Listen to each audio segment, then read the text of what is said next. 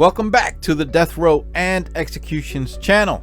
My name is Paco. You can also follow me on Facebook for updates and more Death Row news. There will be a link to my Facebook in the description below. Also, check out my other channel here on YouTube called The Maximum Sentence, where I cover recent crimes and convictions. There will be a link for that as well. Matthew Lee Johnson is scheduled to be executed in Texas this year on May 20 for a crime that he committed on May 20 of the year 2012. It seems I've seen this now quite a few times, death row inmates being executed on the anniversary of the day that they committed the crime, but I'm not sure if that's being done on purpose. There are actually two executions scheduled for May 20. One is Benjamin Ritchie in Indiana, a case that I covered on this channel last week, and Matthew Johnson in Texas, the case that I'll be talking about today. It took about a year and a half after the crime for conviction and sentencing of Matthew Johnson, a trial that happened in December of the year 2013. So Johnson has been on death row about 12 years, which is a relatively short time compared to most others. In the year 2012, after Johnson was captured, he would later say that he had been doing cocaine all night and was desperate for money to buy more. So he went into a Fina Whippin gas station's convenience store where 76-year-old Nancy Harris was working the counter. Johnson didn't have any weapons, so he went in there with a container of lighter fluid. Once inside, he poured the fluid on Nancy's head, which he said shook her up badly and she was trembling. You know, I've done over 100 of these upcoming execution videos, and I haven't done the math on this, but it seems in quite a lot of the videos that I've done, the murder victim happened to be a convenience store clerk. That certainly appears to be a very dangerous job, doesn't it? I do know that over the years, a lot of convenience stores have enclosed the entire counter with bulletproof glass. And I do remember hearing back in the 1970s or 1980s, I think it was, that working as a convenience store clerk or a taxi driver were two of the most dangerous jobs in this country, especially for those working those jobs late at night. Much more dangerous than being a cop or a firefighter. That's incredible when you think about it, if those statements were true. And once again, we have a situation where someone ran out of drugs, was desperate for more, and then robbed and killed a totally innocent, hardworking, decent human being. Once again with this. So on that day, May 20, 2012, that was a Sunday, Nancy Harris arrived at the Fina Whippin gas station just before 7 o'clock in the morning to open the store.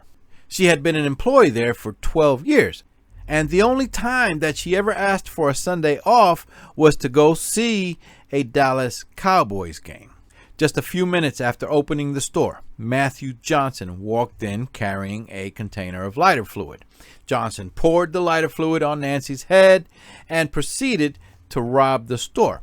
While Nancy was struggling to get the cash register opened, Johnson grabbed some cigarette lighters from the counter and several cartons of cigarettes from the shelf. He also removed Nancy's wedding ring from her finger. After Johnson removed cash from the register, just off camera from the store surveillance footage can be seen a burst of flames, a fire.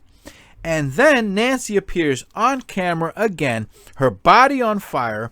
She's running to a sink to splash water on herself. Meanwhile, Matthew Johnson is clearly seen walking out of the store calmly, but just before opening the door, he reached over to a candy rack, grabbed a handful of candies, and stuffed them in his pocket. Nancy can be seen trying to extinguish the fire on her body from water in the sink and removing some of her clothing that was on fire, but all that had failed and she ended up running out of the store, her body still on fire, screaming for help. It just so happened that 2 Garland, Texas police officers were near the gas station, Officers Billy Coffey and Anthony Simon, and possibly shocked by what they were witnessing. They rushed over to help Nancy by using a fire extinguisher on her. She was then transported to Parkland Hospital. Nancy was conscious the entire time. She was in a lot of pain, she said. She described the man that assaulted her. She also told police officers and paramedics that treated her in the ambulance on the way to the hospital what had transpired inside the convenience store. Unfortunately, 5 days later, Nancy Harris succumbed to her injuries and died. With clear surveillance footage of the crime and Matthew Johnson making no attempt to hide his face, he was captured fairly quickly, I think on that same day of the crime. What actually led to his arrest was having gotten into an altercation, a fight with someone who lived near the convenience store, and police were notified. There was a brief foot chase and Matthew Johnson was arrested.